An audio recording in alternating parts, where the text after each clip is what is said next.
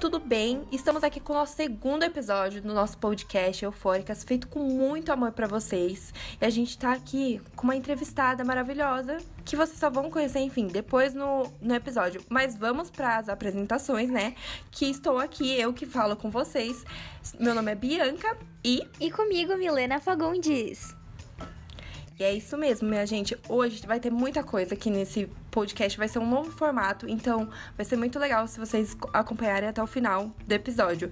E o nosso segundo episódio recebe o título de A Cantiga dos Pássaros e das Serpentes. Isso aí. Nossa, esse episódio foi muito esperado por mim. Enfim, esse novo livro... Esse momento é da Mimi. Esse novo livro traz de volta a trilogia, é um spin-off da trilogia Jogos Vorazes, que chegou agora em 2020, pela nossa maravilhosa Suzanne Collins, sou cadelinha assim, e enfim, que trouxe o forte, que traz agora a história do Presidente Snow, do jovem Presidente Snow. Enfim, amiga, vamos continuar, que eu tô muito ansiosa. É isso aí. Há 64 anos atrás, o livro ele traz o momento em que o jovem Snow, com seus 18 anos, já tinha um grande legado da família em suas costas e ele vai ser escolhido para se tornar o mentor de um dos tributos da 10ª edição dos Jogos Vorazes. Isso aí, guys. Agora é o momento de alerta spoiler. Você que ainda não leu o livro, por favor, ou que você... quer, ter uma leitura legal, sem spoilers, daqui pra baixo, daqui pra frente, vai ser só spoiler. Então, por favor, se vocês não querem receber spoiler, pode dar tchauzinho aqui. Mas se você quiser continuar, pode continuar de boas. Um bate-papo. Enfim, prometo que vai ser legal. Exato. Vai ser um bate-papo super legal e você vai ficar mais... eufórico ainda. Ansioso pra ler. Mais eufórico pra ler, exatamente. Vai ficar mais eufórico pra ler. Enfim, tá dado agora o nosso aviso de spoiler. Então é isso, né? Então vamos começar esse bate-papo aí dedicado pra todo mundo, mas principalmente pros tributos. Isso aí, né, gente? Os tributos, estou muito feliz. Comigo mesma, eu estou muito feliz. Enfim. E hoje, nossa convidada especial, ela que é conhecida no Twitter como @CatTheSong, Mar/Amêndoa. Pode entrar, que esse momento é seu, minha amiga. Muito obrigada, gente, pela recepção, pelo convite. Achei muito, muito, muito massa. Pra vocês que estão escutando a gente. E como já foi apresentado, eu sou Amanda, Mar, Amêndoa. Como vocês quiserem me chamar, o importante é vocês lembrarem o user, que é CatTheSong.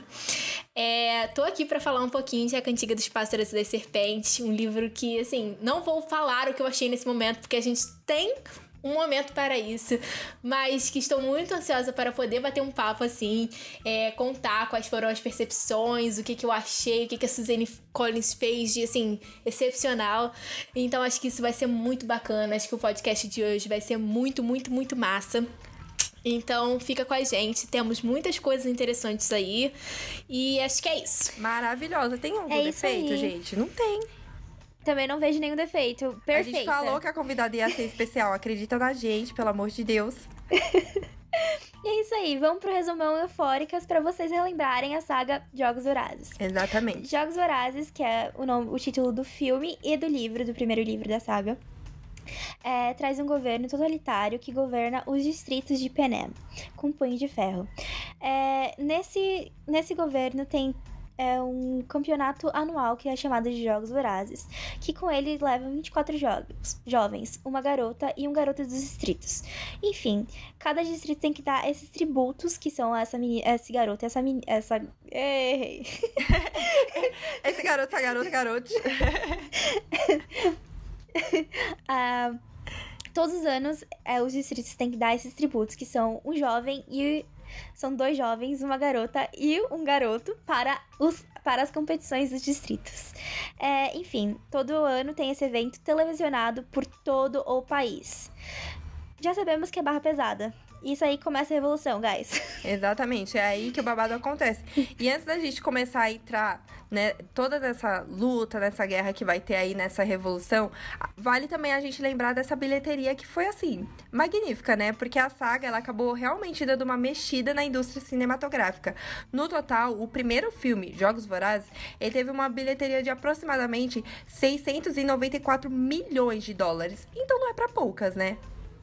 Isso aí, tornando Katniss Everdeen a primeira Primeira, gente. Heroína rentável dos cinemas. E se você acha que Katniss Everdeen pisou aí, você está enganado. Porque o segundo filme, maravilhoso, Em Chamas, possui a maior bilheteria, com 856 milhões de dólares. É isso aí.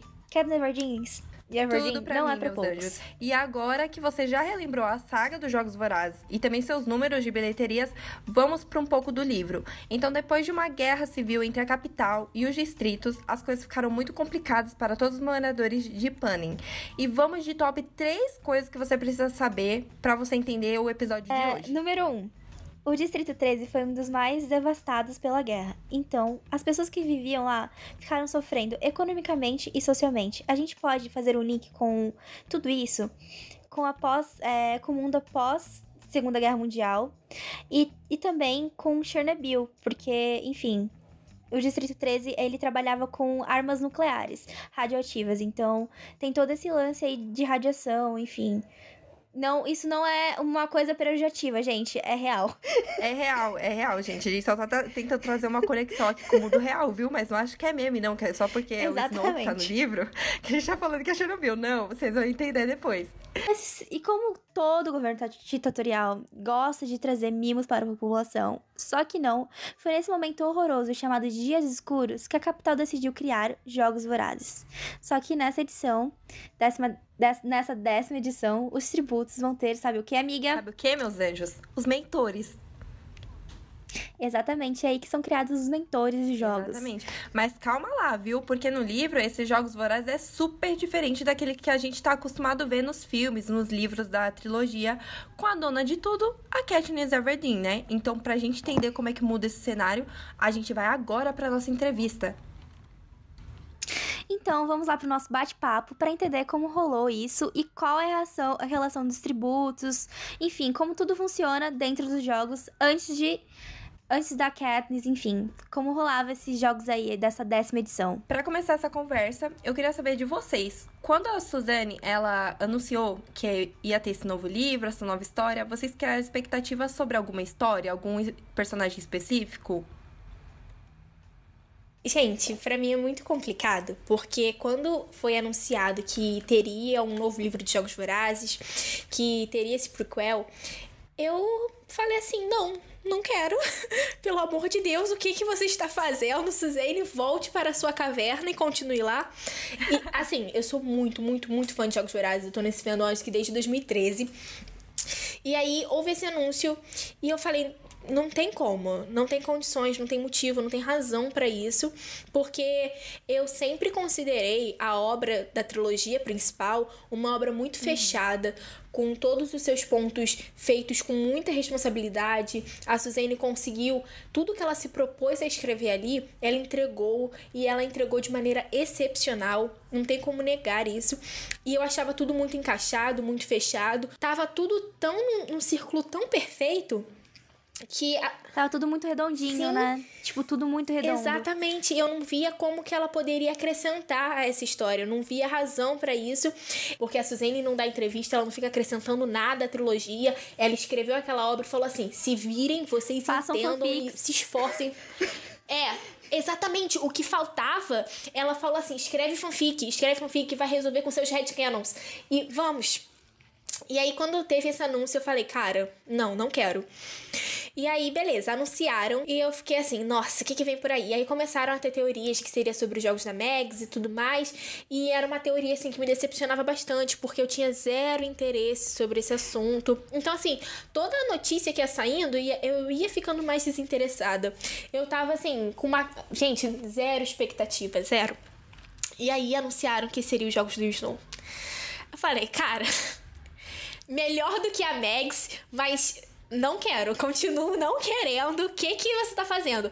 Mas ao mesmo tempo que isso aconteceu, houve essa comoção toda, eu me sentia muito confiante quando ela falou que seria sobre o Snow. Gente, em nenhum momento passou pela minha cabeça que ela iria romantizar o personagem dele. Foi um receio que eu não tive. Eu acho que eu tive todos os receios do mundo antes dela anunciar sobre o que seria. Mas quando foi anunciado, veio uma calma sobre mim que eu falei, nossa, o que é isso? Sabe? Eu me senti muito confiante sobre a história que ela iria escrever. Foi nesse momento também, Não, faltava um mês pro lançamento mundial, né? No dia 19 de maio, eu voltei pro Twitter. Porque, assim, a emoção, ela foi me consumindo de tal maneira que eu falei, eu preciso compartilhar isso. Eu senti muita falta do fandom. Eu falei, cara, eu preciso viver esse momento com pessoas que já passaram pela euforia comigo dos filmes, do lançamento, né?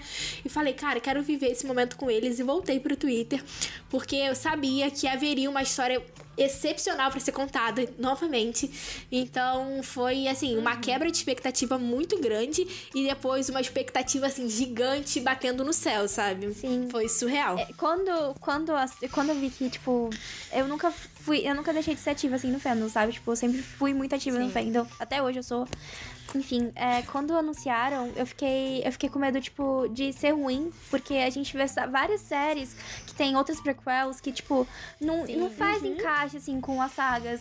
E eu tava com muito receio também, mas eu fiquei pensando, mano, a Suzane, ela criou, tipo, Jogos Vorazes com uma responsabilidade, como a Amanda falou, tipo, uma responsabilidade, assim, tão foda. Ela trouxe assuntos muito delicados e ela escreve, tipo, de um jeito muito, assim, sabe? E ela é uma autora responsável, ela não vai... Ela é muito coerente com tudo que ela escreve cara, e eu acho que é essa palavra, é a responsabilidade dela. Exatamente, ela tem muita responsabilidade. E eu, quando me falaram disso, eu achei, tipo, quando eu li que ia ser, tipo, há 64 anos antes dos Jogos da Katniss e do Pita, eu pensei, mano, vai ser com certeza sobre a história de como rolou os Dias Escuros. Tipo, por que começou aquela guerra. Porque até nesse livro, eu acho que fica bem aberto ainda. E eu, tipo, jurava que ia ser, tipo, como aconteceu os Dias Escuros. Porque é uma dúvida muito grande ainda, assim, pros fãs. Por que rolou esse negócio? Por que rolou os Dias Escuros? Qual foi a razão de ter rolado os Dias Escuros? E tanto que em Serpentes, tipo, mostra uma Penena, assim, diferente do que a gente acreditava que era, sabe? E também, eu acredito que essa parte, tipo, ela, nesse novo livro, ainda nessa parte, mas eu queria acrescentar isso, é que nesse novo livro, eu acho que ela também deixou umas lacunas, assim, que eu acho que é pra gente se virar. Como ela sempre faz com a gente. Tipo, ela deixa assim, ó, se virem agora. Agora é com vocês. Cara, ela dá o essencial pra gente absorver o que tem que ser absorvido da história. O resto, ela deixa muito a nosso critério, ela deixa muito pra nossa imaginação. Então entra aí o quê? A Joanna, o Finnick, o Haymitch, todos esses personagens que a gente ama e que a gente não tem, assim, uma história completa, mas que fica a nosso critério mesmo escrever sobre aquilo, imaginar, pensar, criar essas milhares de teorias, porque o que tinha que ser dito já foi dito, tá escrito. Sim, exatamente. Eu lembro que, tipo, quando saiu o negócio do Snow, tipo, eu tretei com uma menina no Twitter, tipo, ela falando, ai, nossa, é sério, gente, eu tretei com uma menina no Twitter. Quem nunca, né? Eu tretei com a menina no Twitter. Inclusive, eu faço isso todo dia. Tipo, mas, tipo, a menina chegando e falando, nossa, mas é ridículo a Suzane fazendo isso, ela vai com certeza romantizar, tipo, o Snow. Eu falei, mano, relaxa, calma, tipo... Tava, tipo, eu falei, mano, relaxa, a Suzane nunca vai fazer isso, cara. E eu acho que volta... Isso que você falou, Mi, volta bem no que vocês já estavam falando antes, sobre a responsabilidade dela como autora, né? Eu acho que... das diversas desenhas que eu vi, muitas pessoas falaram disso, da responsabilidade da Suzane de contar essa história e fazer com que quebrasse a expectativa, porque muitas pessoas, muitos fãs acharam que ia romantizar, sendo que, na verdade, ela traz das entranhas, sabe? Tipo, da história, pra você entender. E ela quebra total com essa expectativa do pessoal. Cara, o que eu acho massa também, o que rolou é que, assim, a gente foi criando milhares de teorias nesse meio tempo também, sabe? Desde que a gente descobriu o que seria sobre os Jogos do Snow, a gente foi fazendo bingo, sabe? Do que rolaria nesse livro. Foram muitas teorias, muitas mesmo. E a gente... Cara, por mais que a gente conjecturasse, a gente não chegou perto do que ela havia proposto. A gente pode ter acertado assim, vai falar sobre tal assunto e tal assunto, mas a forma que ela fez, o caminho que ela percorreu, a história que foi escrita, a gente não poderia ter imaginado aquilo de jeito nenhum. E é isso que eu amo sobre essa mulher. Ela sempre faz o mais inesperado. A gente não consegue entender qual o objetivo da Suzane. É impossível, sabe? A gente consegue entender no final do livro, a gente fala, caraca, é isso que ela queria. Mas ao mesmo tempo é dando voltas, assim, pesquisando muito, corre de A Cantiga pra Jogos Vorazes e corre pra Esperança e vai tentando pegar os easter eggs e, gente, meu Deus, aquele meme daquela pessoa na parede, que eu nunca sei de qual série que é aquilo, que ele tá assim com... Ah, sei, que ele, tipo, tá fazendo uma É a gente, assim, é a gente total. É a gente, antes real. E depois e durante... Eu lembro, tipo, quando tipo, lançou, assim, tipo, o fandom, tipo, ele tava, tipo, vivendo de migalha, sabe? Tipo, a gente não tinha mais nada. Sim, gente, a minha única expectativa, assim, na vida era um remake. E eu falei assim, tudo bem, é tudo que eu quero. Eu aceito meu remake e tá tudo certo. Eu não preciso de mais livro, não preciso de mais nada. Eu tava realmente contente. Eu tinha aceitado meu lugar no mundo. Sim. E falei, é isso. Eu também tava, tipo, eu tava assim, é isso, ok, é isso. Suzanne Collins não vai sair da caverna, fechou. É esse. Tá tudo certo. Tá tudo certo. E até que vocês estão falando disso, e assim, por fim, vocês aprovaram ou vocês reprovaram o livro? Sim. Meu Deus, aprovadíssimo! Eu amo que a reação é 100% real. Gente, como não? Como não aprovar esse livro? Eu aprovei muito também. Eu tive várias... Assim, eu aprovei, tipo, esse livro por duas questões, assim, que eu acho que toda vez que eu leio um livro, eu acho que eu levo em conta isso. A questão de que me leva a refletir. Suzanne Collins sempre me fez refletir muito. Então, tipo, eu aprovei muito por isso. E também por ser essa coisa da Suzanne, sabe? Tipo, dela ser essa autora que tem coesão e saber o que ela sabe. E saber o que ela escreve, tipo, do começo ao fim. Não tem como falar que esse livro é ruim, porque esse livro é muito bom pra quem quer entender tudo, sabe? Tipo, tudo antes que aconteceu. Tipo, não tudo, mas um pouco, mais um pouco. E eu acho que ele funciona também super bem sozinho, né? Eu acho que é muito interessante a gente ter a trilogia pra completar, pra fazer essa união, né, de uma história com a outra. Mas eu acho que ele é um livro, assim, genial por si só. Eu amo que ela construiu um universo em que a gente adentra ele e, assim, é pra pensar. Esse livro, eu acho que a dinâmica dele é bastante diferente dos outros, justamente por isso. Porque o que ela tá tentando fazer ali é um estudo sobre a natureza humana. Ela quer fazer um estudo filosófico, ela quer fazer um estudo sociológico, antropológico. A Suzanne tem um trabalho muito claro em fazer isso, sabe? Sim, levando em conta esse negócio de pensar, eu acho que a Suzanne, ela aproveitou que, tipo, que os leitores dela, que era infanto-juvenil, já são maiores de idade. Tipo, eu cresci com Jogos Vorazes, eu passei minha adolescência com Jogos Vorazes. Eu acho que ela aproveitou esse gancho de que o público dela já tava maior, já tava um público, assim, adulto. Nossa, e quis fazer mais a fundo, sabe? Essas questões humanas mesmo, tipo, refletir. Eu tive discussões muito sérias com a minha psicóloga sobre esse livro. Eu tô falando real. É isso. Sabe, tipo, eu acho que leva muitos debates, assim, o que é o caos e o que é a vida sem caos. Eu acho que Suzanne pega muito bem isso. E eu acho que Lucy Gray e Snow, tipo, mostra muito bem essa ideologia que ela quis trazer, sabe? E é uma questão do livro também, do filme também, que já tá confirmado. E eu acho que o filme não pode ser menos do que a classificação indicativa não pode ser menos do que 16 anos. Porque esse livro, ele precisa ter cenas que são muito impactantes, foram muito chocantes no livro, e elas vão passar pelo infanto-juvenil. As pessoas vão conseguir ler, mas nas telas é pra assustar mesmo, sabe? Não pode ficar de fora, porque a gente precisa, lidar com aquilo. E ter esse choque de realidade, né? De ter, eu acho que tem, vendo esse livro e a trilogia dos Jogos Vorazes, tem aquela quebra total, né? Porque às vezes as pessoas que vão assistem pelo entretenimento mesmo, pela emoção, pela ação que tem os jogos, a arena, e saber se, tipo, o romance de Peeta e Katniss vai render ou se não, sabe? Eu acho que esse livro traz totalmente um outro cunho, que não é esse que a gente tá acostumado a ver nos outros filmes, sabe? Ou até mesmo nos livros.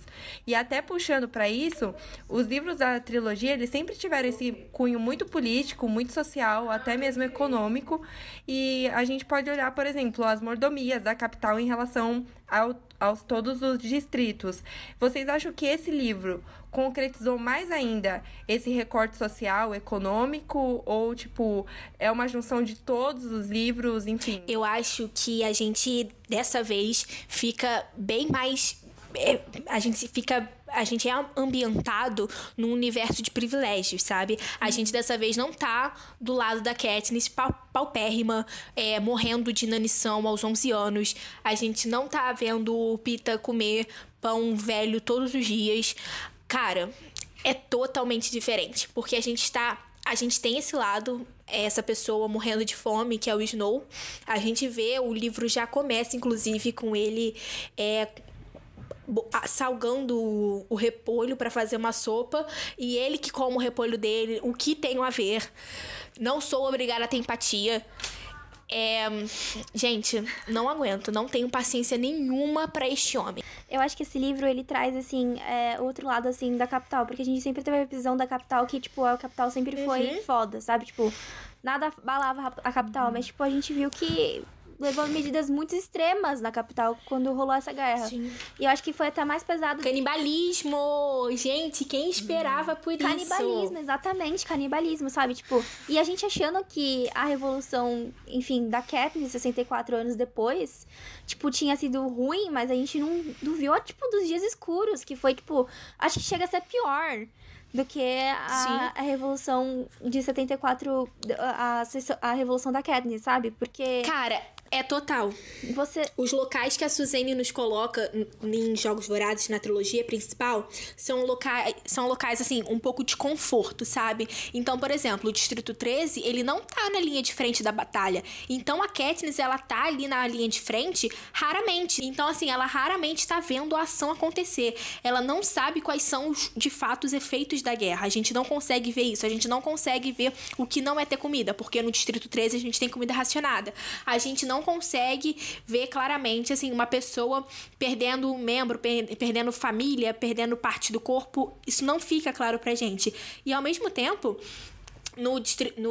na capital, a gente agora do lado do Snow consegue ver os privilégios dessas famílias que têm essa grana há anos, que estão no poder, assim, séculos, sabe? Estão ali. Então, isso é muito interessante, porque a gente vai para dois extremos. A Cantiga traz um extremo e a trilogia principal de Jogos Vorazes traz outro. A gente tá sempre assim... por mais que a gente veja locais conhecidos, a gente passe por situações semelhantes, a Suzane foi muito perspicaz em colocar a gente em locais diferentes, sabe? Em situações diferentes. Sim, exatamente. Isso que eu concordo plenamente com você. Tipo, trazer, tipo, de um extremo ao outro, assim, gigante. Porque com a visão do Snow, a gente tem, assim... Poxa, tipo, eu acho que a visão do Snow em relação à da capital, acho que foi muito mais extrema do que a relação, tipo, da Katniss no Distrito 12. E no 13 também, levando em conta que quando ela tava no Distrito 13, Sim. ela também tava com um emocional muito abalado. Então, nem teria condições dela, tipo, ir pra ficar no combate, à frente na linha de frente da... Gente, já não respeitam a garota há muito tempo, né? Já não respeitam o emocional da Katniss, que ela, inclusive, nunca teve. Aí, ainda vai e fica botando a menina pra ser o tordo. Esses dias a gente tava discutindo isso no Twitter, em como isso é pesado, como eles não respeitaram, como ela era uma menor de idade, passando por uma situação completamente tóxica, assim, pro psicológico dela. Completamente, assim, pra destruir mesmo ela. E... cara, ninguém nem aí, porque era o que era preciso ser feito, sabe? Tipo, então isso também... É tipo isso mesmo, não há paz sem ter guerra, sabe? Tipo, é muito forte isso.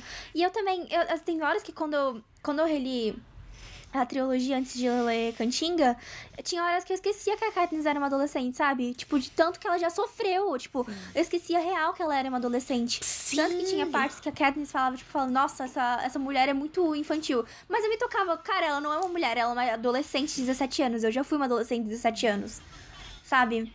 Eu tô relendo Jogos Vorazes muito lentamente, mas, cara, a parte que ela vai pro elevador da capital pela primeira vez, ela dizendo que queria andar no elevador pra cima e pra baixo, porque ela adorou.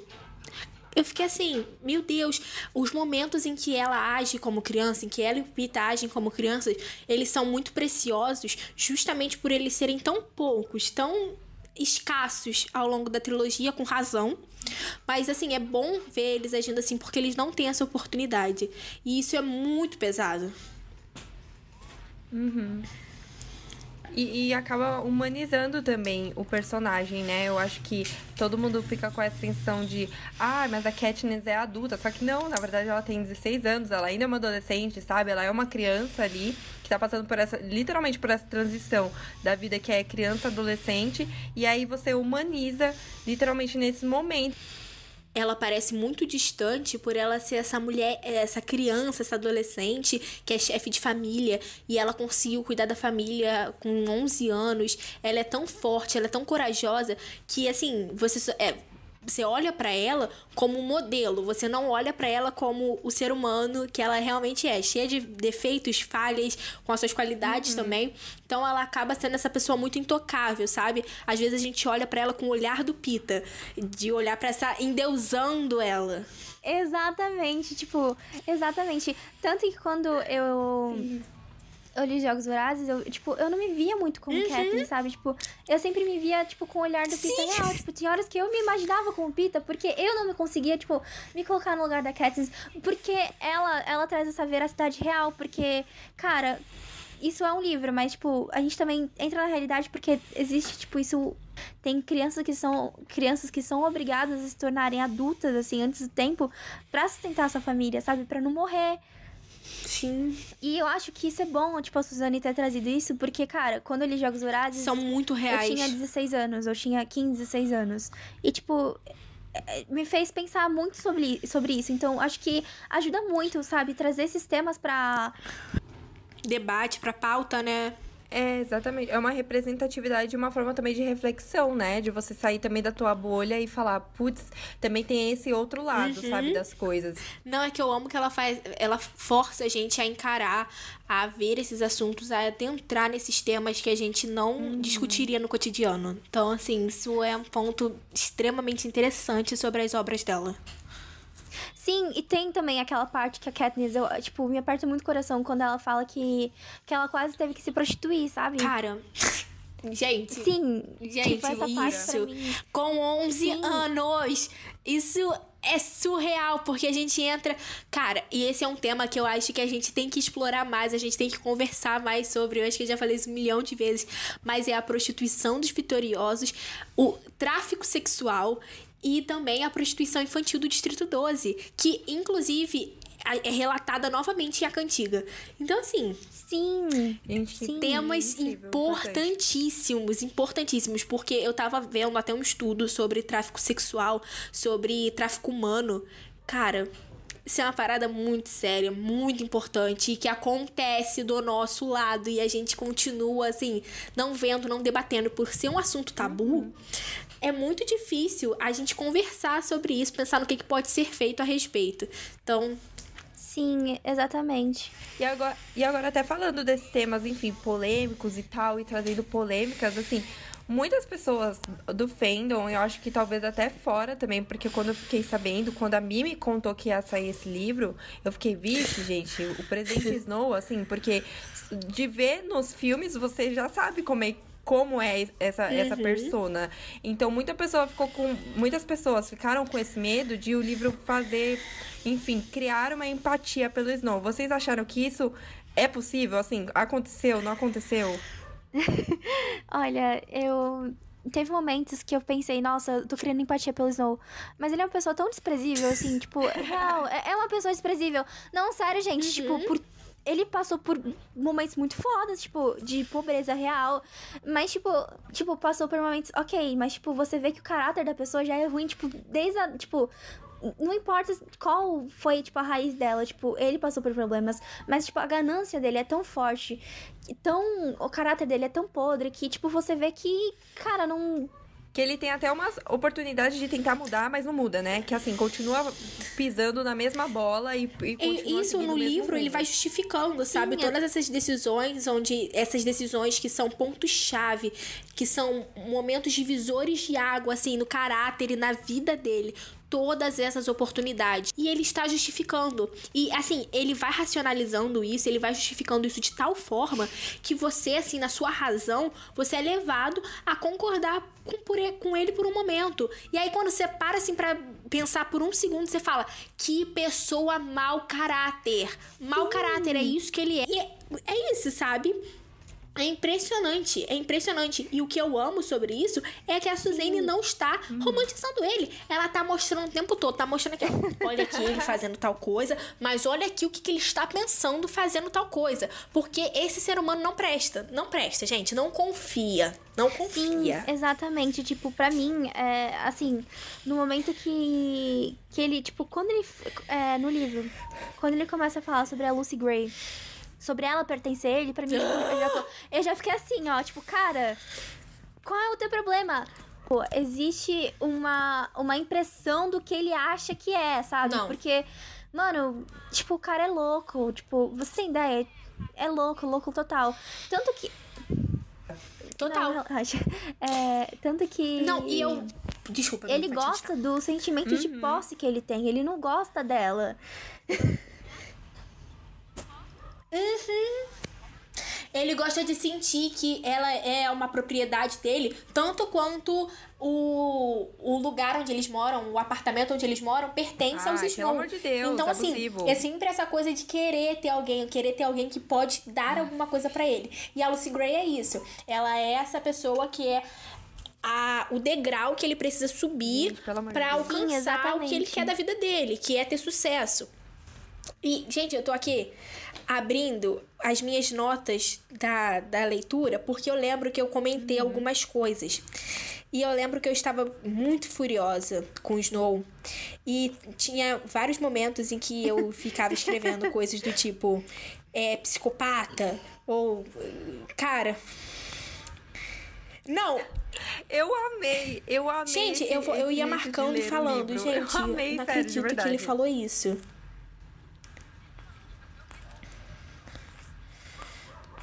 Eu vi em uma... Quando eu tava, enfim, pesquisando pra a gente poder fazer o episódio, pra poder fazer o roteiro, eu vi que, assim, ele tava passando fome, tava num momento super, tipo, não tenho nem comida, e aí ele falava, mas essa comida é comida de pobre. O pior de tudo, eu gosto também de como a Suzane, ela é muito específica, ela é muito deliberada, é uma escolha muito diligente que ela faz, metódica até, quando ela vai escolher as palavras que ela vai usar. E a palavra que ela usa quando o Snow tá lá salgando aquele repolho, ele usa essa palavra, escória. Ele diz que, eu acho que ele remete ao gosto, alguma coisa. Ele fala que que a situação que ele tava passando era pior do que a escória dos distritos. Uma pessoa que tá passando fome, uma pessoa que tá passando dificuldade. Não, cara, como que a pessoa tá passando fome e ainda tá com tempo pra ficar matutando esse tipo de pensamento nojento? Sim, cara, Com tipo, certeza. real. E, tipo, você vê que ele tem...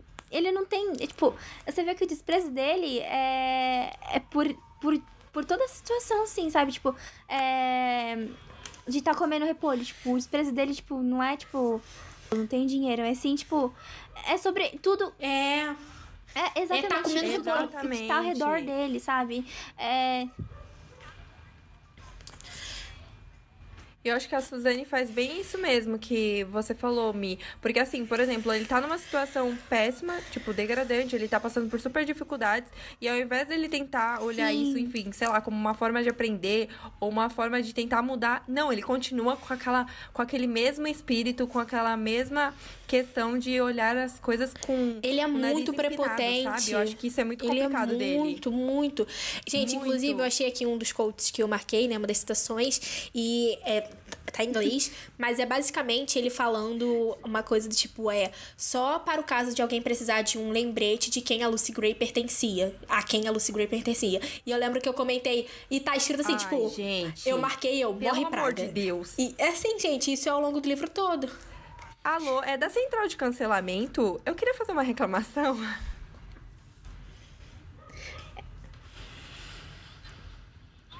Mas aí você pensa, ele é tão mau caráter que ele tem uma forma de manipular as pessoas tão boa. É o carisma dele, muito boa, o charme assim. dele, né? É uma coisa que a Suzane construiu que fica assim, você consegue entender como que ele conseguiu subir os degraus para se tornar presidente.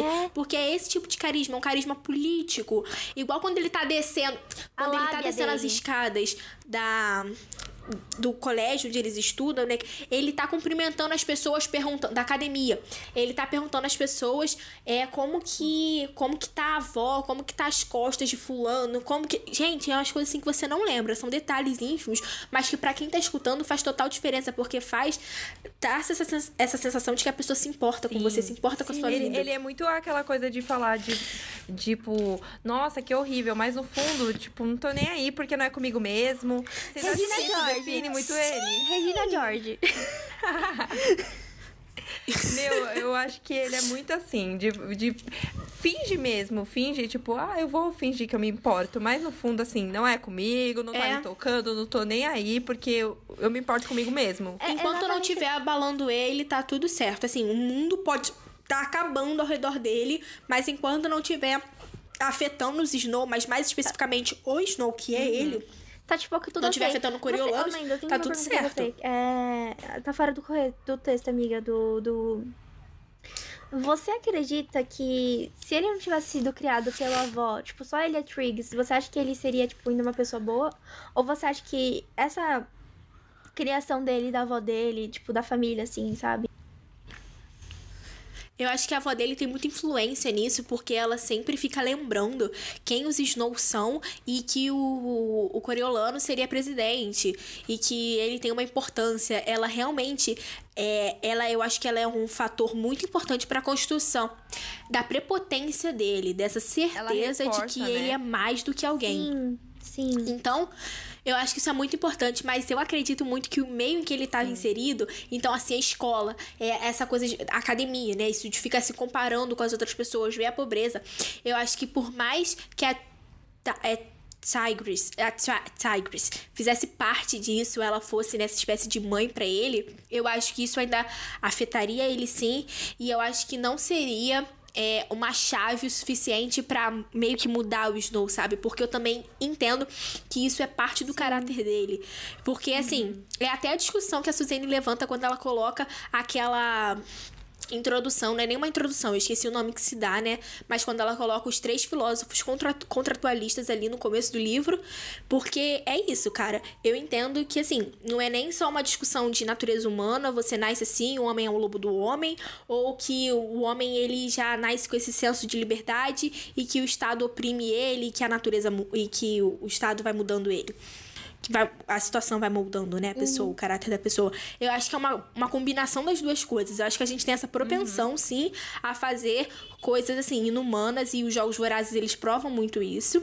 Mas, ao mesmo tempo, nesses mesmos jogos, a gente vê gestos de amor, a gente vê ações de amor que mostram que a gente não é de todo ruim, que o nosso contexto, ele, assim, influencia muito no que a gente tá fazendo. E eu acho que os... Sim. Muito obrigada pela pergunta, May. É bom que você trouxe a pergunta, porque aí já puxa pra outra aqui que a gente já tinha planejado, que eu acho que se tem alguma coisa que a gente pode também destacar, é sobrenome. Eu acho que isso aparece muito no livro todo, né? O sobrenome do Snow e esse apelo, o cuidado pelo sobrenome da família, por toda, enfim, essa imagem que ele tem, quase que beirando, assim, famílias reais que zelam por isso mais do que tudo. E é neste momento, assim, quando ele começa a ligar muito pro sobrenome dele, enfim, pra imagem dele, que as pessoas vão começar a ver que o Snow, ele tem essa personalidade forte dele, se a gente pode descrever assim, né? Porque não tem nem palavras pra eu acho, sim, que isso é uma coisa muito importante. Eu tava assistindo também a um vídeo, né, que teve com a Paula Drummond, eu acho, a editora dos jogos, a editora de A Cantiga, com a Iris, eu não lembro qual o sobrenome dela, e acho que a Foquinha, gente, eu não lembro quais foram as pessoas que iam assistir essa resenha, mas eu lembro que elas falaram uma coisa que eu fiquei matutando sobre isso, sabe? E é a questão dos sobrenomes em Jogos Vorazes. Porque as pessoas que estão ali no poder, elas estão no poder há muito tempo. Há muito tempo. E 64 anos depois, elas continuam no poder. E isso é uma realidade muito próxima da gente, né? A gente tem isso aqui no Brasil. A gente tem donos de emissora que realmente controlam o nosso país. Então, eu acho que isso é uma coisa que reflete muito. Gente, eu totalmente esquecida qual é o nome que se dá quando a gente tem a gente acumula bens.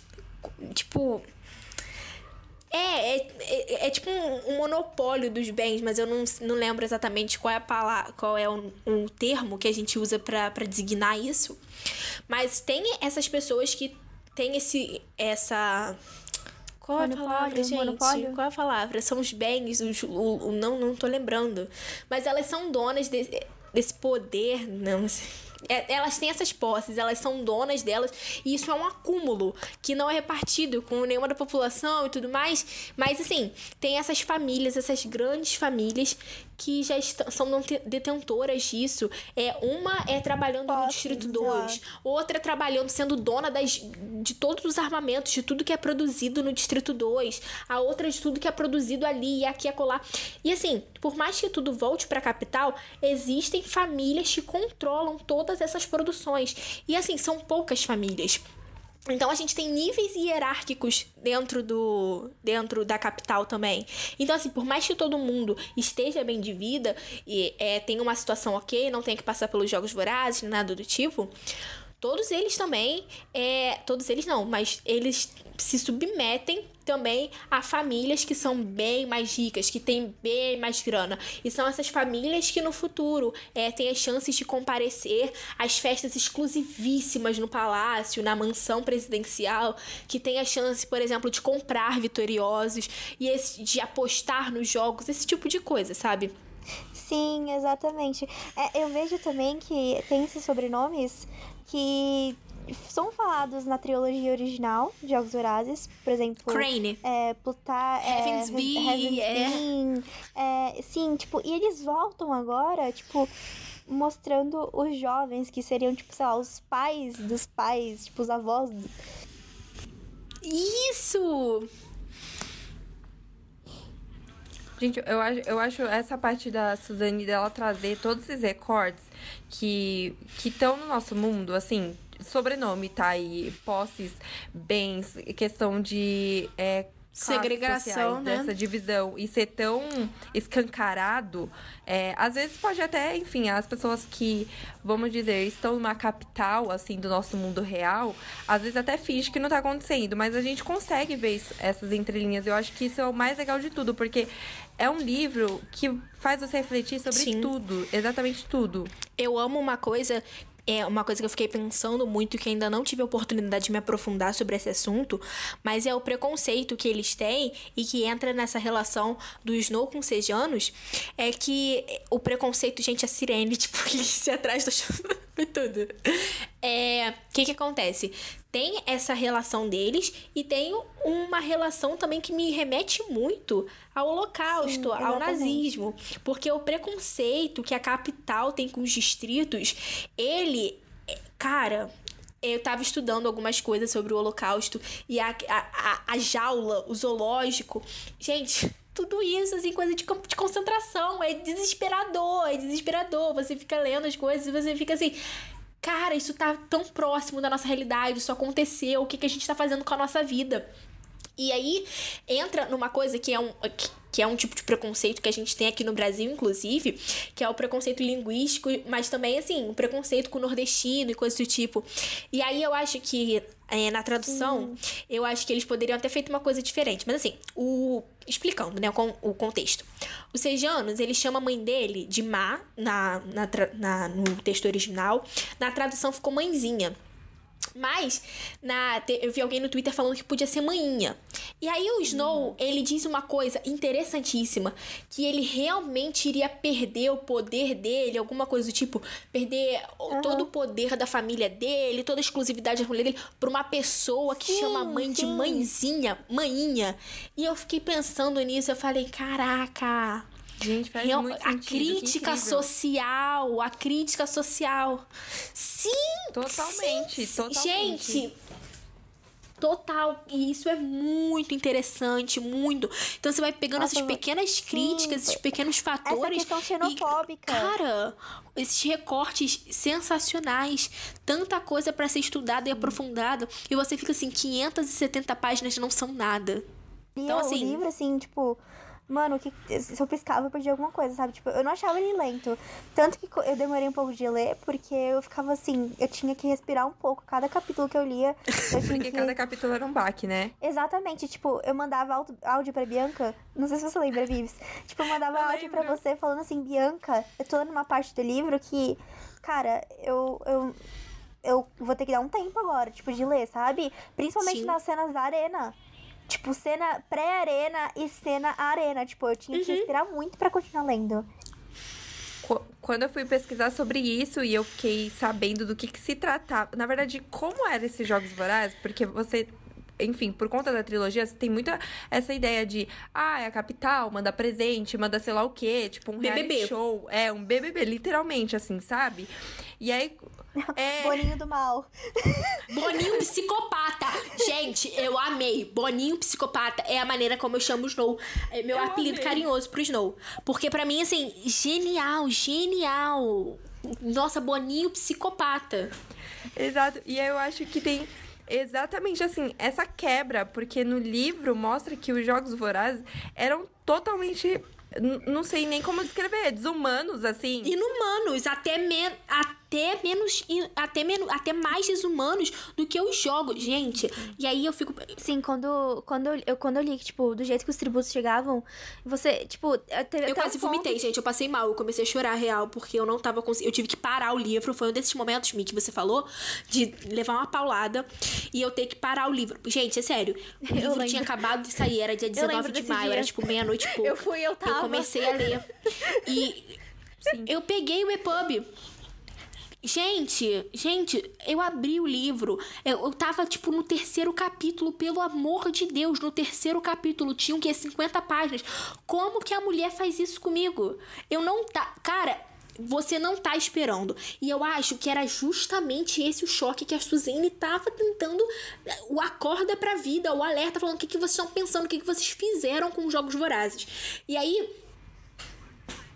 É porque ela sofreu muito, né? Tipo, desde os 11 anos de idade, ter que, tipo, gente, isso... a mãe lidando com uma depressão profunda. Ela quase morreu de inanição, gente. Eu não consigo imaginar o que é isso. Você sentir e uma tanta irmã fome. Novinha pra criar, tipo, e ela tendo que carregar assumindo tudo. a chefia da família, né? É, gente, tipo, isso é muito pesado. e ela chegando, tipo, tendo que tomar rédea de tudo aquilo, cara. Tipo, tendo que colocar o nome dela não sei quantas vezes na colheita pra conseguir tésseras, exatamente. Né? Pra conseguir pra conseguir, tipo, as tésseras. Amiga, não sei se você sabe, Bianca. É tipo assim, no livro eles falam que quanto mais você coloca o nome, assim, na época da colheita... você tem direito a um suprimento de grãos e óleos. E aí, assim... exatamente, tipo, você ganha alimento por você estar colocando o seu nome. Você ganha um suprimento mensal, sabe? E isso é uma coisa muito interessante até, essa questão das tésseras, é porque eu acho que foi o Snow que implantou isso. Isso não existia. E o sistema da colheita, eu não lembro, porque eu ainda não terminei de reler, mas eu não lembro se o sistema da colheita, ele já tinha essa questão de você colocar o seu nome mais vezes. Não mais tinha. vezes. Não mais vezes, assim, por ano. Eu lembro que, por exemplo, eu não lembro se, por exemplo, com 12 anos você coloca uma, 13 anos você coloca duas e assim sucessivamente. Eu não lembro se isso já tinha. Mais uma coisa que eu lembro que não tinha é a questão das tésseras.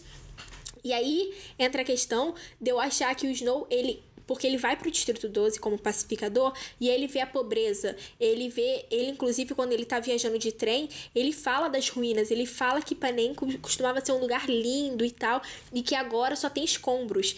E aí você chega no Distrito 12 e ele acha aquele lugar pavoroso, né? Mora ruim, um lugar ruim, né? Tipo... Cara, eu fico impressionada, eu falo, nossa, tá triste pra você? Eu fico feliz, né? Que o Snow tá triste, né, gente? Nesses momentos a gente gosta. Mas aí, rola isso. E aí eu fico pensando que ele teve... Inclusive, ele fala sobre isso, né? Eu não lembro se ele fala isso diretamente pra doutora Gal ou se isso é um dos pensamentos dele.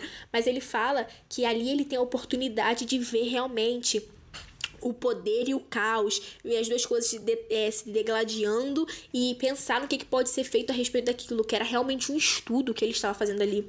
E eu acho que depois, enquanto presidente, ele lembra disso, lembra da fome que as pessoas passavam ali, da necessidade, e ele fala assim, essa é uma maneira de consolidar a minha mão de ferro sobre os distritos. Então, assim, as pessoas, elas estão passando fome, mas o que você paga para colocar o seu nome ali nessa chance de conseguir comida provavelmente um ticket pra morte, né? Você tá comprando um ingresso pra morte. Você não vivendo, né? Você sobrevive.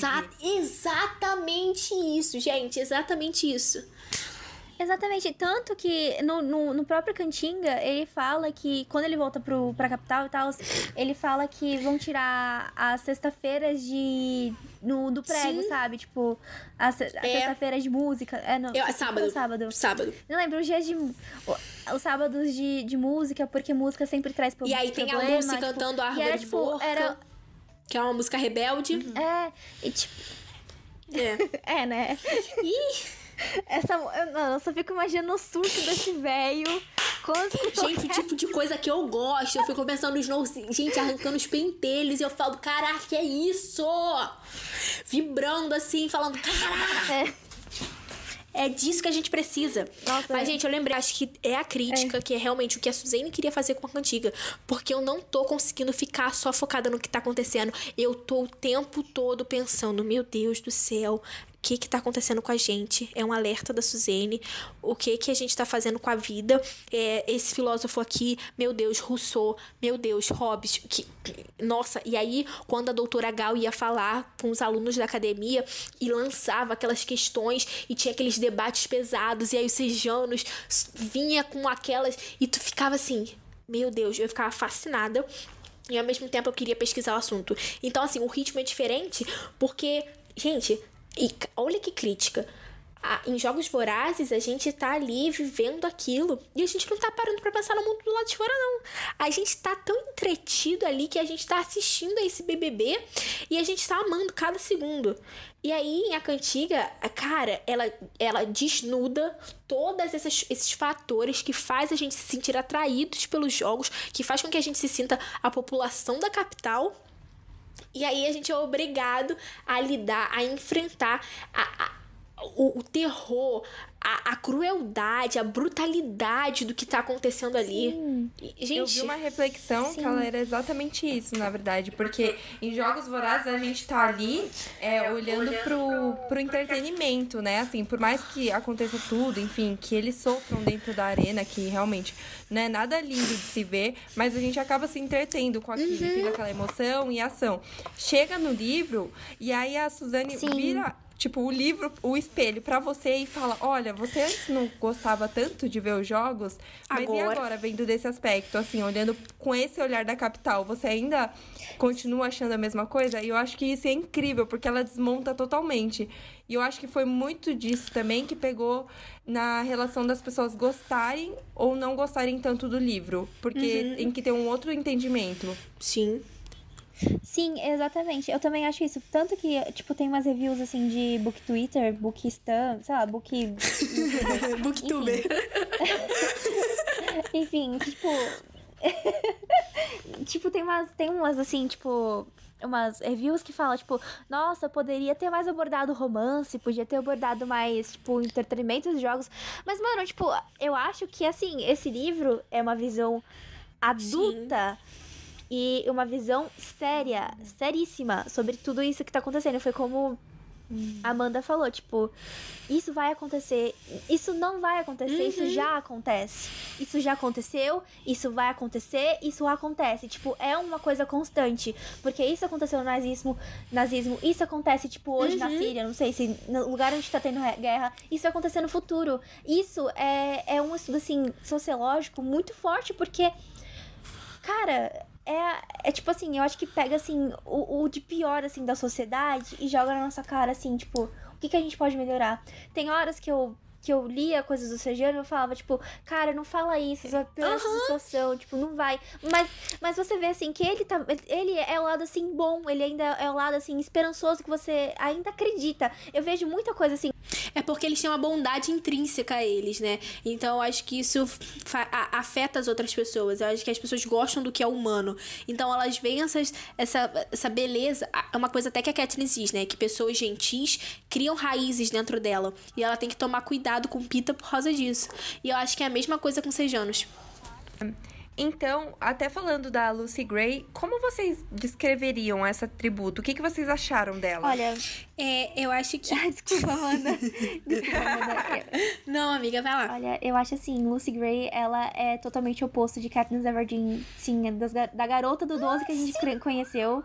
Ela vem de uma época diferente do 12, que, tipo, era mais solto, assim, e a gente vê, tipo, explícito a diferença, assim.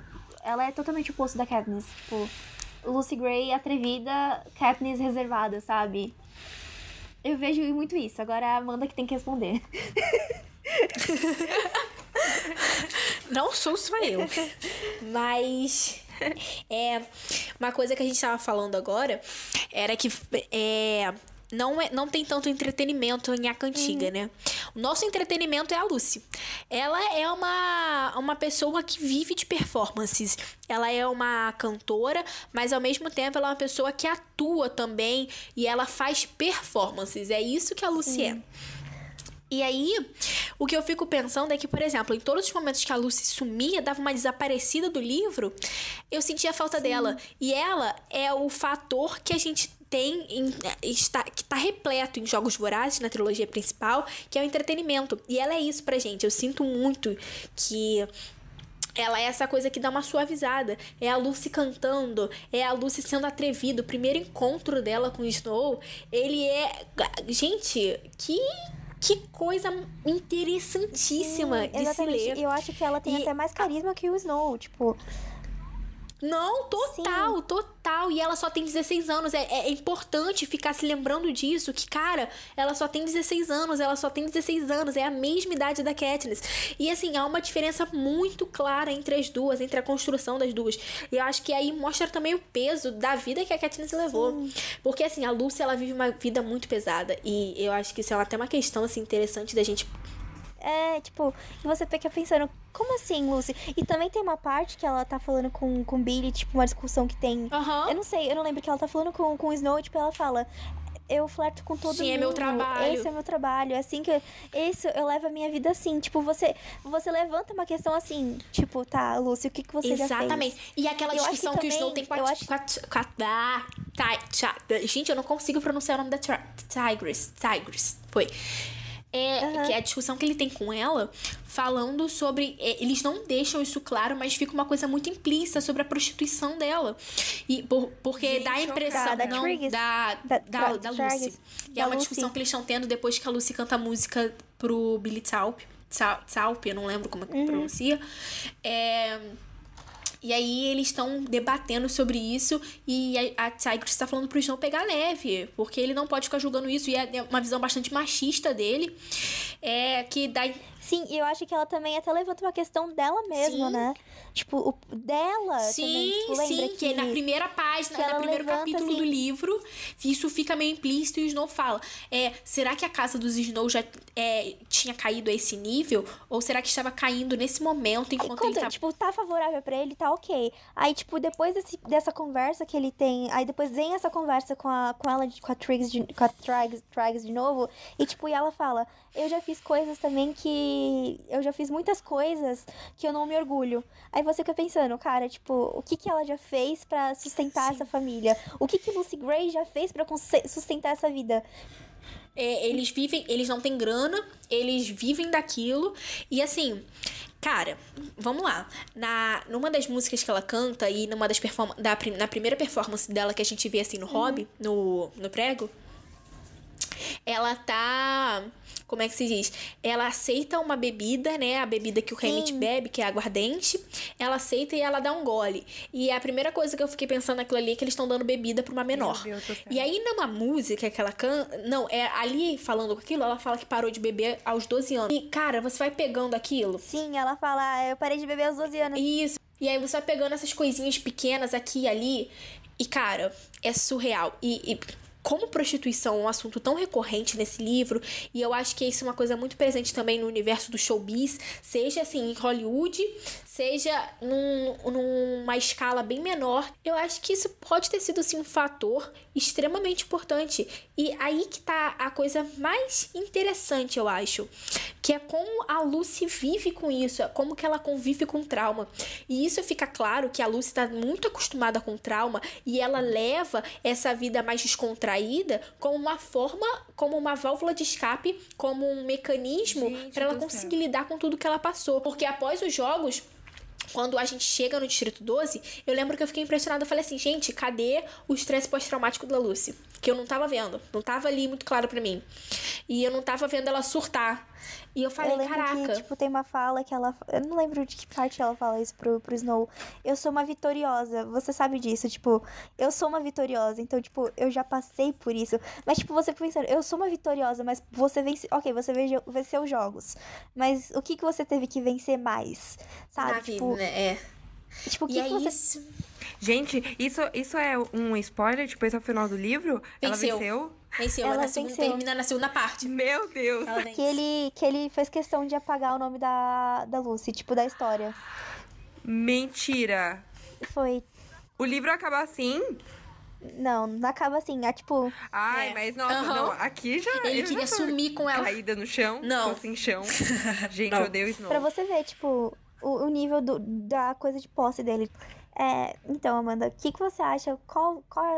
Que história você acha que é do bando? Vocês acham que eles são de Panem? Eles são da onde? Tipo, se eles vieram de outro lugar? De onde surgiu esse bando? Porque pra mim, o bando, assim, desde o primeiro momento que eu li, me remeteu a uma coisa cigana e uma coisa circense. Interessante, eu gosto dessa ideia. Eu gosto muito da ideia deles serem nômades. Eu acho, cara, isso é muito impressionante. E quando a Lucy fala que o pai dela foi pego por pacificadores, que eles não são do Distrito 12, cara, isso é uma coisa que eu amo muito, é a comparação dela com a Katniss, que foi uma das coisas que mais me chamou a atenção, que foi a Lucy deixando muito claro, falando, eu não sou do Distrito 12, e o Distrito 12 não é minha casa, e a Katniss, ela vive, ela respira o Distrito 12. Sim, exatamente. Você vê o oposto ali, sabe? Tipo, porque quando você vê, tipo, Caraca, que assim, loucura. lembra quando saiu as prévias, assim, na conta oficial do livro, tipo, quem é a garota do Distrito 12? Eu fiquei pensando, nossa, é uma Katniss 2.0, total. 12 na veia. Mas você vê, tipo, não é bem assim. Lucy Gray, exatamente, Lucy Gray não é tão 12 assim. Tipo, Lucy Gray só está no 12 porque ela foi obrigada a ficar no 12. Gente, isso pra mim é uma coisa, assim, muito, muito importante. E também, assim, aí entra na história, né, qual a história do bando com o Distrito 12. Mas eu acho, na real, que, como a Lucy falou, né, que o pai dela foi pego pelo pacificador quando eles estavam na fronteira ou alguma coisa do tipo, eu acho que essa também é a história deles. Eu acho que eles acabaram por engano ali no Distrito 12 e depois eles nunca mais conseguiram ir. Não conseguiram ir embora. E daí também a ideia, esse sentimento, essa necessidade que a Lucy tem de ter a liberdade dela, de se emancipar daquele lugar. Sim. Porque ela não faz parte daquilo. Então, o que eu acho que rolou foi que eles estavam ali pelas fronteiras. E eu acho que, assim, cara, é impossível que a América do Norte toda seja Panem. Então, eu acho que existem, sim, acampamentos isolados, nômades ali pelos campos, que não tem nada a ver com aquilo. Que eles estão vivendo, sobrevivendo da maneira que eles podem. E, cara, é sobrevivência real. Porque, assim, aconteceram milhares de coisas. Teve guerras, teve catástrofes naturais, tiveram... gente, teve muita coisa para consolidar, assim, Panem.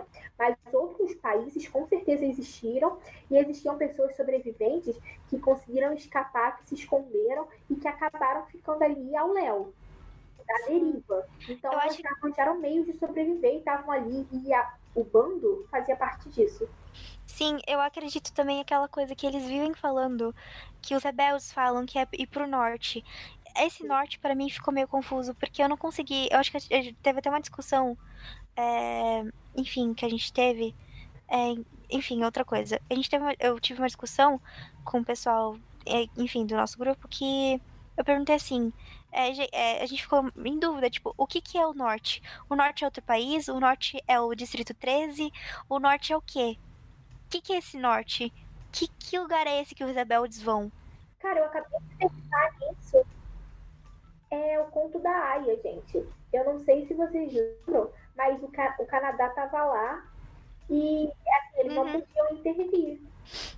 Sim. Então eu acho que também pode ser algo do tipo. Conseguiria ser assim, com muita facilidade alguma coisa do gênero. Não outro país, assim, eu não acho que teria outro país assim, ali do lado. Mas eu acho que poderia ter existido essa terra como se os. Como que é. Gente, não lembro agora, mas assim, naquela época que tinham acabado de. Acho que os Estados Unidos tinham acabado de assim, ser conhecido, né, pela Inglaterra, e aí tava todo mundo indo pra lá porque tinha terra pra ser distribuída. Colonizado. Era tipo isso. Colonizado. Isso. Não, Eu acho que era a marcha pro... Isso mesmo. Então, assim, a galera tá indo, sabe? Ver o que tem ali e vamos. São livros muito pesados, é uma história que aborda guerra, é uma história que aborda a natureza humana, é uma história que aborda romance. E o objetivo da Suzane com aquilo é um alerta, mas ao mesmo tempo, e é a mensagem mais importante, porque é a mensagem que fica clara assim, no capítulo 2, que é o foreshadow que ela faz, e que realmente é refletido ali nas últimas páginas do livro, é que é uma mensagem de esperança. E, cara, é isso que esses livros são. Agora, em A Cantiga, eu vejo um alerta. Eu não vejo uma mensagem de esperança. Eu vejo ela sacudindo os nossos ombros e falando assim, é isso que vai acontecer se vocês não prestarem atenção no que vocês estão fazendo agora. Porque se a gente não parar pra pensar no que a gente deve uns para os outros. É que o Snow é picado por aquela cobra. Sim. E a gente não sabe se a cobra tem veneno ou não. A gente não sabe qual foi o rolê que rolou ali. Mas a gente sabe que ele foi picado. E aí ele tem veneno no cérebro dele e ele pode ter ficado paranoico. A gente não sabe o que aconteceu com a Lucy. Mas acontece isso e ele tenta matar ela. E ele já estava tentando matar ela antes. E eu fiquei pensando, e aquilo quebra tudo, aquilo muda tudo. O Snow, de repente, tá falando que quer ela morta, que prefere que ela esteja lá. Aquilo acaba com todo o castelo que eles construíram. E aí o Snow vai lá, em 64 anos depois, telesequestra o Pita. Ele coloca veneno no cérebro dele, faz com que a composição do cérebro dele seja completamente mudada, transformada. Ele nunca mais vai ser o mesmo. E ele entrega o Pita pra Katniss, assim, achando que ele tinha acabado com o amor que havia entre eles, porque uma coisinha mínima, uma revelação, uma coisa muito menor que isso, acabou com o romance que ele tinha com a Lucy Gray. Mas isso, na verdade, fortalece o romance que ele tem com a Katniss, fortalece a relação deles dois. E, cara, é aí que tá o brilhantismo dessa construção romântica que a Suzane faz. Assim, da era Katniss, e agora voltando para essa versão do Snow, vocês acharam que a história da Cantiga dos Pássaros e das Serpentes, ela conseguiu preencher algumas partes que eram muito necessárias, tipo, para ser entendidas, assim? Mas eu acho que a Suzane fez isso, ela construiu de uma forma que agora que você tem, é uma coisa tão maravilhosa e você não consegue imaginar sem. Então, não precisava, porque estava tudo completo lá sozinho, mas as informações que são acrescidas à história, elas dão mais poder, potencializam, dão força à história que já estava ali. Então isso pra mim, assim, é muito maravilhoso. Não precisava, mas foi um presente, assim, o que a gente recebeu. Porque... Foi bem presentaço. E a forma também que ela amarrou tudo, né? Tipo, você vê que não tudo, tem nada tudo ali, bate. não tem nenhuma ponta solta, não tem pode procurar defeito, não vai achar nenhum. Tipo, tudo bate, tipo, tudo tem um sentido. Tudo dentro da história. Você vendo, tipo, a história dos Gaios, a história, tipo, das canções, a história, tipo, da linha de proibições que vem, tipo, depois que você lê Cantiga e pensa na saga, você fica assim, tipo, cara, como essa mulher, tipo, será que ela releu toda a trilogia dela? O que ela fez? Você consegue ver que foi algo Você consegue ver que ela não decidiu escrever essa história do dia pra noite. Então, gente, Não, eu acho que ela teve anos de preparo. Tipo, deve ter, tipo, anos de preparo real. Tipo, se são 10 anos, eu acho que no mínimo ela deve ter passado uns 5 ou uns 10 eu penso a anos. mesma coisa, sim. Acho que ela ficou. E eu acho que, tipo, o nível que a Suzane conseguiu fazer esse spin-off com tanta qualidade, assim, dentro do universo, sem nenhuma ponta solta. Claro, com algumas lacunas, assim, que não foram preenchidas. Ok, beleza. A gente entende. Propositalmente, eu acho. Sim, exatamente. Pra gente ter a nossa imaginação também, porque ela não é o tipo de autora que dá, tipo, de tudo mão de beijada, assim, explicando tudo. Ela quer deixar a gente Ela já dá de mão beijada pra gente as explicações das músicas. E eu acho isso o máximo, gente. Porque, assim, eu posso ter capacidade de entender isso, mas eu não teria completa capacidade, não. Eu acho que, assim, ia faltar um pouquinho. O meu cérebro não ia conseguir fazer a sinapse. Eu tenho 2 neurônios. Então, assim, não ia acontecer. E aí eu amo que ela realmente, ela dá ali tudo mastigadinho pra gente as músicas. E essa é a única coisa que ela dá mastigada pra gente a vida toda, né? Já se contenta aí que é isso aqui que eu vou dar pra você. E eu gosto também da construção que ela sempre faz com a música e a narrativa da história. Tipo, a narrativa de música e a narrativa da escrita, eu acho. Exatamente, é uma coisa assim enriquecedora. E tanto que, assim, dentro do soundtrack dos filmes também, é uma coisa assim extremamente linda. Tipo, porque você vê que ela consegue amarrar tudo dentro do universo. E ela usa a música como alicerce, assim, poderosíssimo. E são poucas pessoas que conseguem fazer isso. E a Suzane consegue, tipo, fazer isso, tipo, de um jeito. Ela devia ganhar um Grammy. Ela devia ganhar um Grammy.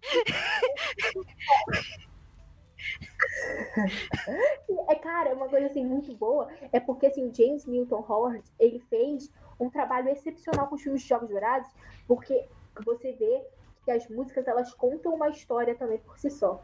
E eu tava querendo analisar isso do ponto de vista do romance. E a história que conta o romance como o romance, ele também tá amarrado com a rebelião nas canções. Gente, isso assim é uma coisa que ela faz e que é feito nos filmes e assim, é muito bom, é muito bem traduzido. Sim. Já entra, gente, logo quando a gente é apresentado a Lucy com uma música. E essa música... Sim, essa música diz tudo, é uma afronta capital. É uma afronta capital. Você fica pensando, mano, se fosse na era da Katniss, tipo, isso aqui, ela ia ser morta, tipo, no palanque. É por isso que o Snow venceu essas coisas, gente, é pra não deixar mais acontecer. Não, e tipo, a gente levando em consideração também, tipo, a criação, a gente vê que a Lucy, ela é de uma era que Panem tava, tipo, se reconstruindo e era, tipo, mais ou menos solta, não era, tipo, mão de ferro que nem o Snow na ditadura dele, sabe? E, tipo, isso é muito claro, tipo, do jeito que a Lucy é também, e também o jeito que a Katniss é, sabe? Tipo, acho que a personalidade das duas tipo, mostra muito bem isso, sabe? E elas vindo do mesmo distrito, do mesmo lugar. Sim. Gente, isso é muito interessante. Cara, esse livro, ele é muito maravilhoso. E, gente, pra fechar com chave de ouro esse episódio incrível, com esse bate-papo maravilhoso sobre a Cantiga dos Pássaros e das Serpentes, se vocês pudessem falar 2 coisas sobre o livro, o que vocês iriam falar pro pessoal que quer ler ou que, enfim, ficou muito interessado por conta da história? Então, gente, a primeira razão que eu daria, assim, que é uma coisa que eu acho que é muito importante, é muito interessante de ver, é como o marketing em torno dos jogos então aí entram diversas áreas de comunicação, sabe? Relações públicas, o marketing propriamente dito, como que eles trabalham juntos, como que isso é feito para tornar os jogos um evento lucrativo, um evento, algo turístico na capital, algo que vira, assim, icônico naquele lugar e que torna... e que é... Gente, como é que se diz? E que... Como é que é broadcast em português? Podcast? Broadcast. Ah, broadcast é tipo... Ah, não sei, porque na comunicação a gente também fala broadcast também, então... Exatamente. Então, acho que é isso. É que todo país vê isso e que todo mundo acompanha, todo mundo fica ansioso. Na capital fica ansioso porque tem aposta, porque eles têm a oportunidade de estar ali perto dos tributos e tem todo aquele desfile, e são os The Sims deles, são as bonequinhas que eles podem brincar de vestir e matar até. E tem, do outro lado, o pessoal da capital que tá, assim, o terror que eles vivem com aquilo e como aquilo é construído, como aquilo é montado, é estruturado para que seja um terror constante, com a turnê da vitória e as pequenas coisas que eles fazem na colheita e o que eles vão fazendo depois. Tudo, toda a construção dos Jogos Vorazes, como a gente conhece na trilogia principal, ela é bem diferente em A Cantiga, e a gente consegue ver como que essas pequenas mudanças vão ocorrendo, como que elas são sutis. E aí entra até uma questão que é muito interessante, é que é o próprio surgimento dos jogos. Porque o surgimento dos jogos não foi uma coisa muito pensada, muito elaborada, entre grandes pessoas da capital que sentaram numa roda, como a Coin propôs no final do livro, e falou assim, vamos fazer os Jogos Vorazes, vai ser isso. Gente, não. Foram 2 pessoas bêbadas fazendo um trabalho de faculdade e que deu a merda que deu. Nossa. Então, assim, eu acho que esse tipo de questão é muito relevante, muito interessante de ver como é desenvolvida. E, assim, a gente tem uma autora excepcional no que faz, uma autora que tem uma responsabilidade, que tem um talento que, assim, é incrível, gente, é incrível. Então, acho que por essa razão do marketing, acho que já é um ponto super relevante.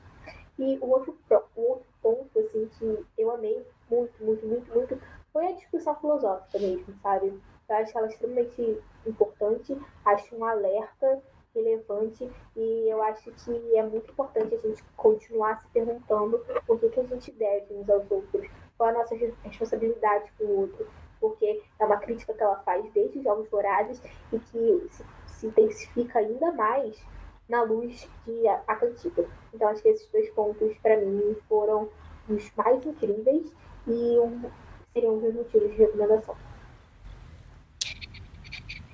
Maravilhosa. E pra você, Mi, qual que seria Olha, os 2 eu pontos? acho que primeiro pra mim seria a questão filosófica, porque eu acredito que Jogos Vorazes, a trilogia em si já traz essa questão essa pauta muito bem assim explícita, as críticas filosóficas que ela traz, enfim, sobre a sociedade e tudo mais. Acho que é um ponto muito bom a gente ver, falar sobre isso, falar sobre política, enfim, questões filosóficas, questões morais.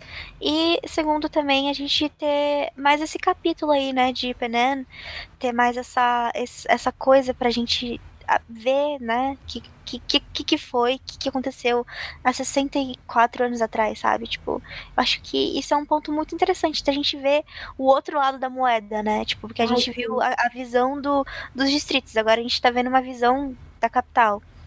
Enfim, agora a gente tem que ver esses 2 lados, avaliar o que a gente acha, o que a gente pensa a respeito disso e tirar nossas próprias conclusões, porque eu tirei minhas conclusões desse livro, tipo, e eu tenho certeza que depois que eu li esse livro, tipo, agregou muitas coisas na minha cabeça, tipo, eu acho isso, sabe, tipo, que quando um livro traz essas questões, assim, fortes pra gente pensar, é porque eu acho que a mensagem foi muito bem colocada e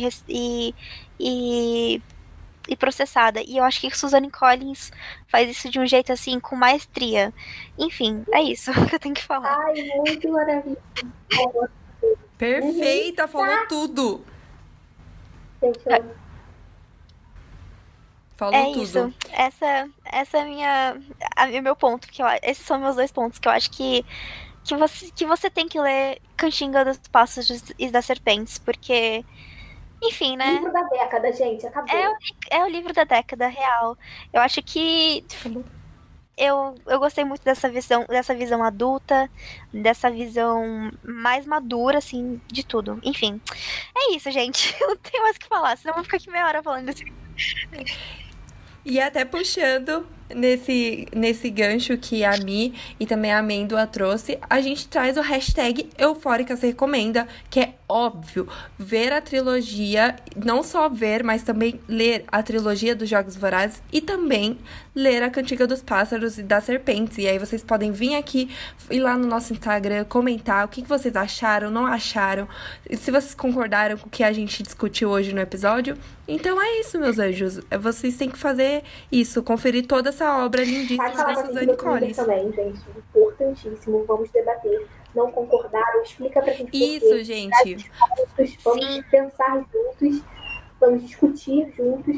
E, cara, eu tô muito ansiosa. Acho que a Cantiga trouxe diversos pontos de debate novos e também, não só à luz de A Cantiga, mas também para a própria trilogia. Então, acho que tem muita coisa pra gente dissecar. E, cara, eu quero muito fazer isso, porque que livro. Sim, exatamente, que livro. Então, a gente termina esse episódio aqui que foi longo, foi muito longo. Eu tô até emocionada porque... Cara, foi tudo. Enfim, eu tô muito feliz por essa autora ter dado esse presente pra gente. E, tipo, eu cresci com isso e eu acredito que agora a Milena de 21 anos, com esse livro, tá com questões, assim, mais reflexivas, enfim. Ai, gente, eu tô triste agora. Não precisa ficar. Aquele sentimento pós-episódio, né? Que a gente fica... Não, tipo, eu não tô triste. Tipo, eu tô muito feliz que a gente conseguiu fazer esse episódio. Mas é uma depressãozinha, assim, básica, né? Não é depressão. É porque, tipo, passou na minha cabeça, tipo, cara... É porque eu sou muito fã. E, enfim, eu acho que você também tem esse sentimento. E eu tô podendo realizar um conteúdo sobre isso, sabe? Eu tô podendo ajudar, tipo, a contribuir com a divulgação. Por mais que, tipo, a gente levante tags no Twitter. Ai, não acredito que eu vou começar a chorar. Para com isso! E poder fazer isso tipo, voltar a nostalgia do que eu era, sabe? Das esperanças, dos pensamentos, dos meus ideais. Enfim. Completamente. Não, tipo, não é...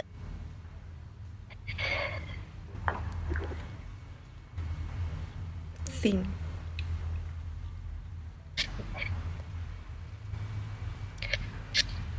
Sim, das reflexões do fandom, você relembra tudo, né? Volta a viver aquilo. Que é uma parte muito boa. Eu acho que é tão importante, tipo, quando a gente faz parte a gente vai ter que cortar isso, mas e enfim. A gente tem uma novidade eu não quero assim, aparecer chorando. Enfim, que porque... vai refletir provavelmente por vários meses, por vários anos do fandom. Eu já e tenho fama de chorona, enfim. Sabe? A gente dá uma respirada, não, assim, tipo, não é só por questão, assim, do fandom. E poder a questão, focar, tipo, enfim, de em outros aspectos. É uma pessoa mais jovem que eu era, sabe? Não mais jovem, não sei como é a palavra. Tipo, voltar a criança que eu era, sabe? Chorando. Enfim. Como a Amanda tinha falado, que ela voltou pro Twitter quando a gente logo conversou, lembra, Amanda, que você falou que você tinha voltado pro Twitter pra resgatar aquela criança que você tinha. E eu acredito que isso tá acontecendo agora comigo, nesse podcast, porque... Enfim, eu tô passando por uma mudança muito forte agora. E vou poder voltar com isso, tipo, fechar esse ciclo com isso que eu tô fazendo. Sobre uma coisa que eu amo muito. Muito mesmo. E, tipo, eu sei que é uma coisa que eu amo, que faz muito sentido pra mim, porque eu acho que esses livros trazem uma reflexão, assim, gigantesca sobre tudo, como eu tinha dito. É uma reflexão grande. Poder voltar sobre isso é muito bom. E poder falar sobre isso é muito bom. Eu tô muito feliz que eu tô fazendo isso, enfim. Vou fazer agora meu final feliz. Enfim. Então é isso, gente. Eu espero que vocês tenham gostado desse episódio. Foi um episódio, assim, maravilhoso. Eu fiquei muito feliz por ter feito ele. Eu tava muito eufórica pra fazer. E eu espero que você tenha gostado, Amanda, de ter participado desse bate-papo. Você, Bianca, também, por ter entrado nesse universo junto comigo mais uma vez. Enfim, gente, eu espero que vocês tenham gostado desse episódio. Qualquer coisa, você entre em contato com a gente no Instagram.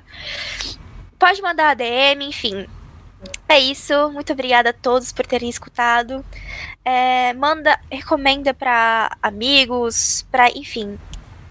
Então, pessoal, a gente espera que vocês tenham gostado muito desse bate-papo, dessa entrevista maravilhosa. E igual a Mi já falou, se você gostou, se tem alguma dúvida, alguma crítica construtiva, manda pra gente lá no nosso Instagram, @podcasteufóricas, igual aqui o nome que você está ouvindo na plataforma de streaming.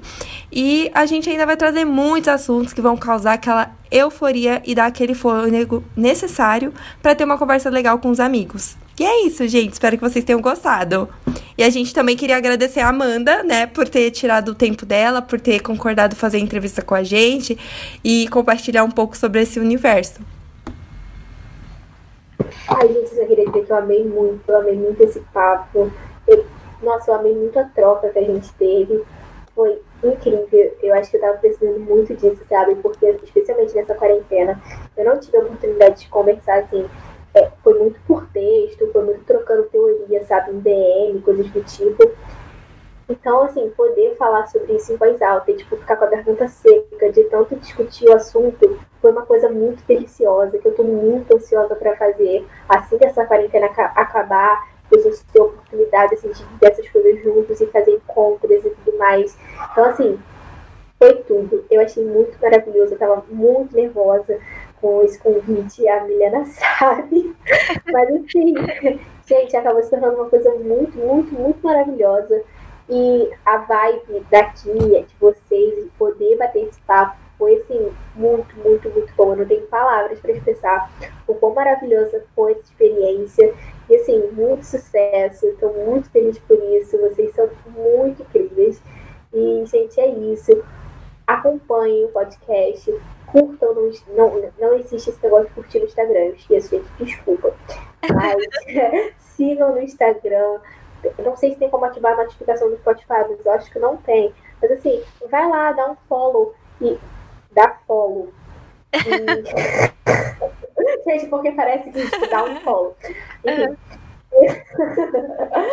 Sigam elas no Spotify, acompanhem o Eufórica, gente, porque o conteúdo tá muito massa, duas mulheres incríveis trazendo esse conteúdo pra vocês. Então, assim, recomendo muito. E não é só porque eu estou participando.